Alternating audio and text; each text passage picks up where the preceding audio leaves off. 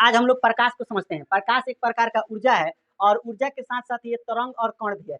तरंग और कण को दोनों को मिला देते हैं, इसलिए इसे हम लोग दोहरी प्रकृति यानी डबल नेचर भी बोलते हैं। देखिए तरंग जो होता है उसमें विद्युतीय चुंबकीय तरंग भी होता है और ये अनुप्रस्थ तरंग भी इसे कहते हैं। देखिए इसके जो कण जो होते हैं उसे फोटॉन कहते हैं। इसका निर्वात चाल जो होता है वो 3 × 10⁸ प्रति सेकंड होता है।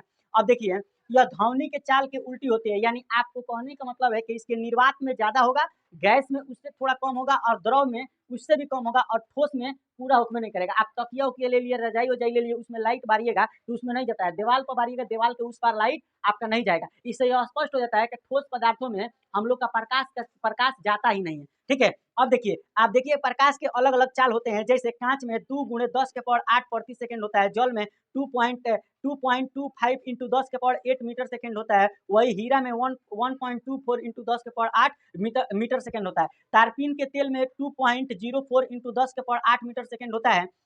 देखिए, आपको बता रहे हैं कि द्रव जो होता है इसका जो ध्वनि चाल जो सबसे ज़्यादा मतलब निर्वात में और गैस में, उसके बाद द्रव में, तो अगर द्रव में देखेंगे कि कितने समुद्र में देखेंगे कितने किलोमीटर तक मतलब प्रकाश जा सकता है, तो 200 मीटर तक गहरा हमारा प्रकाश जा सकता है, मतलब गहरा जा सकता है, उससे ज़्यादा नहीं जाता है। देखिए, प्रकाश की गति जो होती है वो एक सरल रेखा पर चलती हुई प्रतीत होती है, सरल रेखा पर दिखाई देती है। इसी के कारण सूर्य ग्रहण और चंद्र ग्रहण लगता है। अब हम लोग समझते हैं कि प्रकाश का गुण अलग-अलग चैप्टरों में पढ़ा जाता है। जैसे पहला प्रकाश का गुण परावर्तन होता है, जो इसका सबसे बढ़िया जो होता है वो हम लोग इसको दर्पण से समझते हैं। जैसे दर्पण जो होता है वो 3 प्रकार का होता है, समतल दर्पण, उत्तल दर्पण और अवतल दर्पण। देखिए परावर्तन का मतलब होता है कि जब कोई प्रकाश एक वस्तु पाए और उसी वस्तु से टकरा कर फिर वापस निकल जाए। जैसे हम लोग देखते हैं कि यहाँ पर देखिए, अगर यहाँ से प्रकाश आया, ठीक है, और यहाँ से टकरा कर निकल जा रहा है, तो इसका मतलब क्या हो रहा है कि यहाँ पर प्रकाश का